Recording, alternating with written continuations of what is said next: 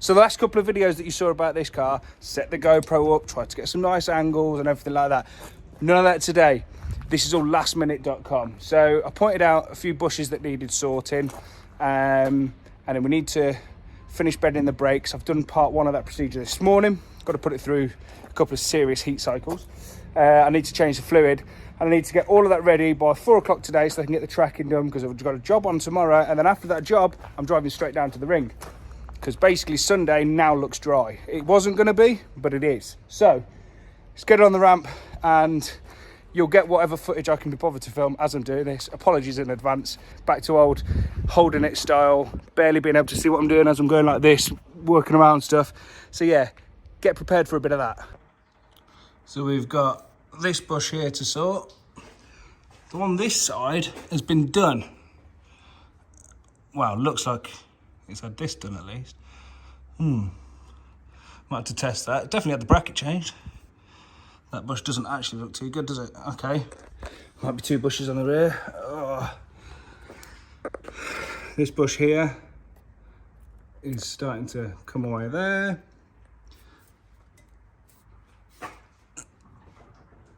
Oh, you can hear how full the tank is. Filled that up on the way in this morning. Hopefully that gets me now to Dover. There was a little bit of banging on this side, so I'm hoping that solves it. The one on this side doesn't look too bad, but you can see it is starting to come away there. And it makes sense to do things like that in pairs. Don't think anything else is making a noise. So, okay, yeah, we've got an upgraded dog bone mount. That's nice. I didn't even know about that. And I might have to try and address a bit of this oil leak as well, because that looks like it's, coming down from the rocker gasket. Brilliant. Okay, so get one of those ordered and get that sorted as well. Got my work cut out. Now, a usual concern with these is that when you turn this bolt, it seized to the inner aluminium of the bush. But I've just had an absolute stroke of good luck, because I've just tested it, just cracked it off, and the inner did not move, which means that it comes apart nicely. I kid you not, the last one of these that I had to sawzall up inside this side and this side so that this could come away, and then remove the remains of the bolt and rethread holes, and it was not fun. And I just had flashbacks to that. I was just so hoping that it would go smoothly, and it has. Oh, I'm due a stroke of luck. I really am. Fantastic. So then it's a case of you push this bit back up in here to stop putting strain on the brake line, and then put a bolt in there to hold it in place. I don't know why I'm telling you how to do this, because I've got a how-to guide that I filmed about a year ago that I still need to edit and put together, so I should probably just do that. And if you're interested in the full process, then yeah, that'll be... Tell you what, I'll do that like in a few weeks' time for you. Okay? Deal. Right. Let's get this bush changed.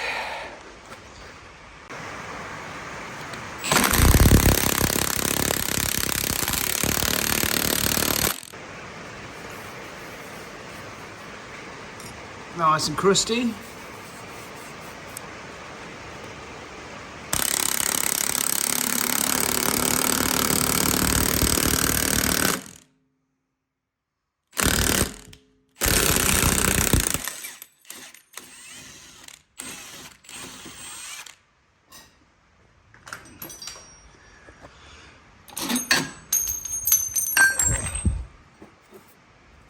Perfect.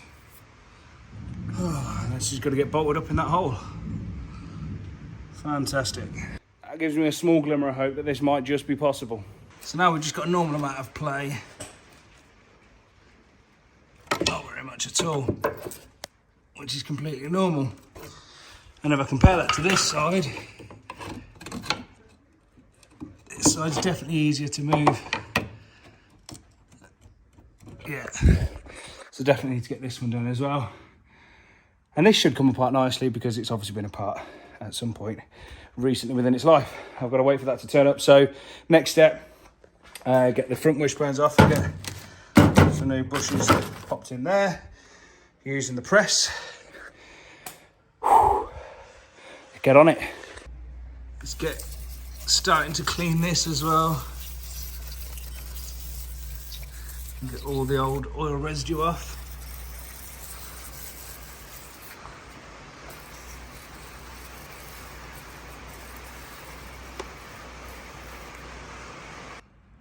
Old bush, new bush. Right, okay, so the diff has been binding on tight lock, low speeds, but the rest of the time everything's absolutely fine. So I'm going to chance it how it is, just risk it for a biscuit. I haven't got time to swap it over. The rear wheels are kicking in, so I'm going to give it a Haldex service. I'm going to give it a diff oil service, but I'm waiting on diff oil. Still waiting on that bush, because I didn't think I needed that one, but comparing it to that one, I definitely do. And still waiting for the rocker gasket set. So at least I can service the Haldex, and then hopefully bits will arrive. I suppose I can start stripping that side down. Yeah, service, strip down. But yeah, so the bushes are done. They went in like a dream, nice and fresh. Same with this one here. Didn't do the fronts. The fronts aren't so much of a problem on these because there's a lot of aluminium inside the bush. Stops a lot of deflection. There's very minimal rubber. And if I was going to do anything, I'd want to put poly bushes in, but I'm not putting poly bushes in. I've got a set of poly bush wishbones on my 3.2, but it's just going to be a faff getting those off, getting them on here, especially because that car's not even here. So it's just getting those standard rear bushes. Should be absolutely fine. Yeah, so Haldex service and then strip down this side. Hopefully bits will arrive. Let's see what comes out of this diff, shall we? Clean the pan, so whatever ends up in there is definitely from the diff. No sound of any chunks. What was that? Well, let's let it drain, have a sift through and see if there's any bits. Doesn't seem to be any big chunks.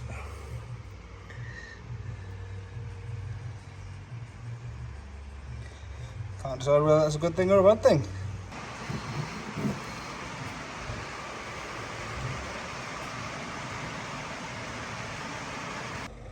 Look at that, just as I'm about to undo the old bush, the new bush arrives.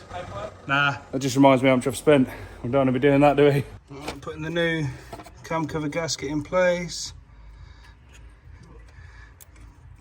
Looks like the old one had basically just been over tightened in this rear corner.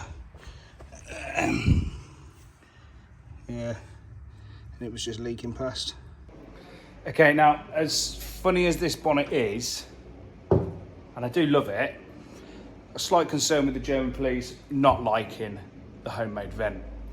And yeah, they can be real sticklers for the rules. You try and find a German with a sense of humour. It's a couple of comedians, that's about it. So yeah, I'm gonna switch it back, I think, and then I might have another plan for cooling. So there we go, a lot less likely to get pulled over. Got about 10 minutes to get the wheels on, get them torqued up, and then head down to get the tracking done. Oh, and wash my hands.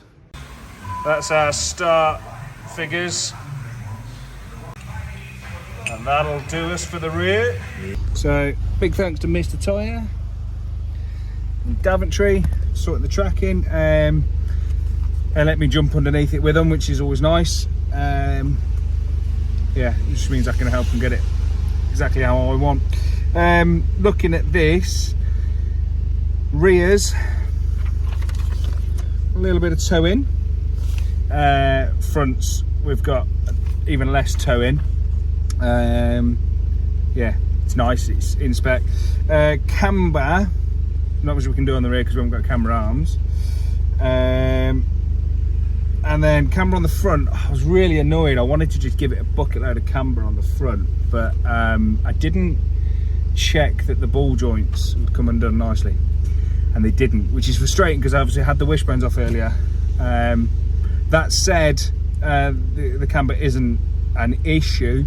It would have just been nice to have some static negative camber, but they're within, I mean, yeah, within a third of a degree of each other, so it's, you know, they're as level as I'd want them to be, I suppose, and it's going to be predictable. So yeah, drive it back to the unit. Still a few more little bits and pieces maybe, but my major rush of getting all suspension stuff done to be able to get here in time for a late tracker session, that's done, so I can breathe. Doesn't mean I'm going to do any better on the filming side of things, because this is just one of those slap it together type videos for you. But yeah, I think the fluids arrived at home, but that's probably going to have to be like a get to the unit early in the morning and do it before the customer turns up kind of jobby. And yeah, as I mentioned earlier, I've got to do something about the cooling still. Yeah, we'll see what that's going to be. Okay, nice and early in the morning, as you can tell, and I'm gonna get the brake fluid sorted on this before guy turns up for the clutch, and then go home, get changed, drive to Germany. Yeah, it's gonna be a long day.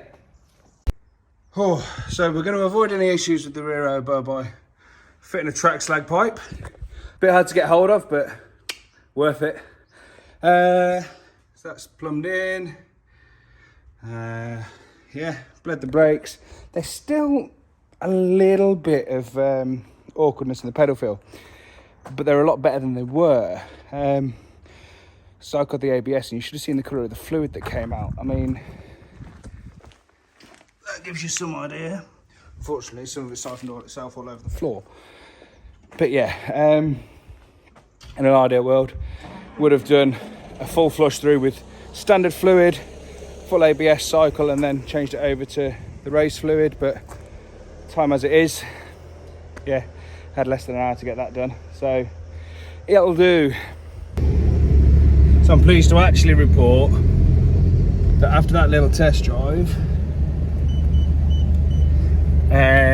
brakes felt actually quite a bit better. I still need to do the second phase of the bedding in process, which is going to require a lot of sort of 60 to 20s to get the brakes back up to over 430 degrees Fahrenheit.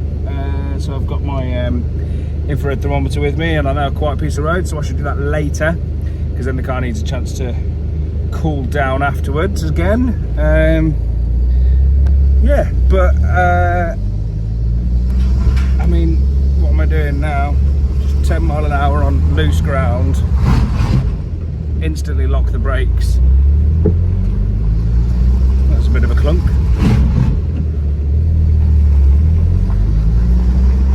There's a lot of stones and stuff here. But yeah, so without trying to annoy the farmer by doing too much harsh stops on his gravel, I think they're definitely going to be, I say think and definitely isn't really a good way of putting it, is it? They're definitely going to be fine. Yeah, because I mean, even as they are at the moment, they're better than most TTs that I drive, to be honest with you. There is a bit of a dark art to getting the pedal feel perfect on these, one that I honestly haven't perfected yet, and I go in very few TTs where the pedal feels absolutely as it should. Yeah, the ABS is a real tricky one to bleed on these. So yeah, like I say, I'm more than happy with the way this drives, brakes, things like that. So yeah, let's get this clutch done and do the final bits of prep. So the plan to fit an oil cooler did not work. I had about an hour. I've taken about an hour and a half to get nowhere. So I've just put fresh oil and filter on, top the coolant up. Let's get home, get cleaned up, and hit the road. What on earth has he done? How do you manage that? Oh my goodness. I don't know how it happened. It all took place so quick. But all I can do is hand it to you and your latest trick.